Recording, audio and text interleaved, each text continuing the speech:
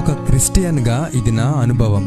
అప్పుడప్పుడు నాకు అనిపించేది, నిజమైన దేవుని నమ్మని వారు బాగానే సంపాదిస్తున్నారు, కానీ నిజమైన దేవుని నమ్మిన మనం ఇంకా పేదరికంలో ఉంటున్నాం, ఏంటిలా అని అనుకునేవాణ్ణి.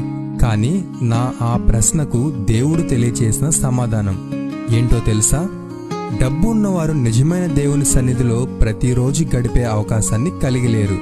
కానీ నేను పేదవాడినే కావచ్చు, కానీ ప్రతిరోజు ఆయన సన్నిధిలో గడిపే గొప్ప అవకాశాన్ని దేవుడు నాకు ఇస్తున్నారు. ప్రతిరోజు నేను ఆయనకు ప్రార్థిస్తాను.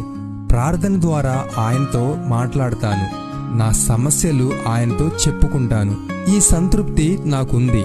ఇలాంటి అనుభవం నిజమైన దేవుని తెలుసుకొని అతనికి ఉండకపోవచ్చు. ఒక గొప్ప దేవునితో సమయాన్ని గడిపే గొప్ప అవకాశాన్ని ఆయన నాకు కల్పిస్తున్నారు, కానీ అది అతనికి లేదు.